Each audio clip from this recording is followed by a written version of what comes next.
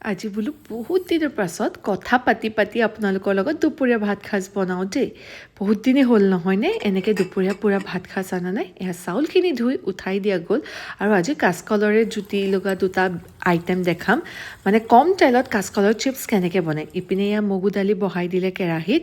Pressure cooker নবনাই ঘৰত আমাৰ বইলটো কেৰাহীতে কৰে যাতে ফেনটো কাটি পেলাই দিব পাৰে আৰু মগু দালিয়ে চলে জানেনে।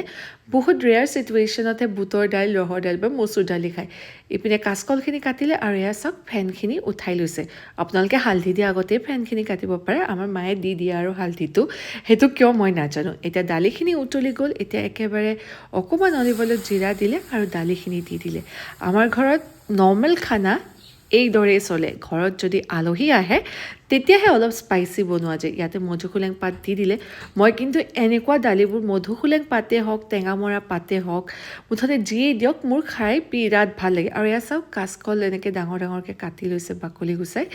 এইটো বইল কৰিব দেউতাৰ বাবে। যিসকলে মোৰ ভিডিঅ' যায় তেওঁলোকে জানে যে মোৰ দেউতাৰ এইটো বছৰৰ আৰম্ভণিত বাইপাৰ চাৰ্জাৰী হৈ গৈছিলে আৰু তেতিয়া পাই খানা বিৰাট কণ্ট্ৰলত খোৱা যায়। তাৰ আগতো খোৱা গৈছিলে তথাপিও হ'ল ক'ভিডৰ কাৰণে হৈছিলে ব্লকেজ হৈছিলে।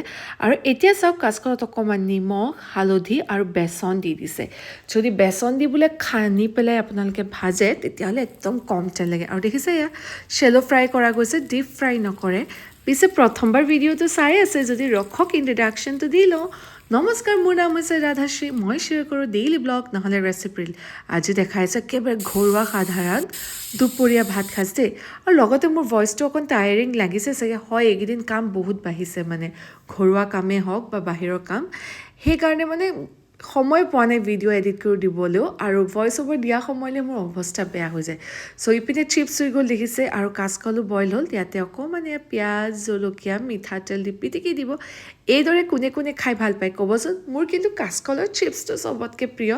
পিটিকাটো চলি যায় আৰু ইমান বেছি প্ৰিয় নহয়, কিন্তু কোফতা ভাল পাওঁ দেই। এয়া কাচকলৰ পিটিকাও হৈ গ'ল, ইপিনে চিপছো হৈ গ'ল। মই যে এনেকৈ চিপছটো বনাইছোঁ কম তেলত, আপোনালোকে বনাই চাব পাৰে দেই। সঁচাকৈ মচমচীয়া হয়। আৰু এয়া ধুনীয়াকৈ দুপৰীয়া ভাত সাজ খালোঁ।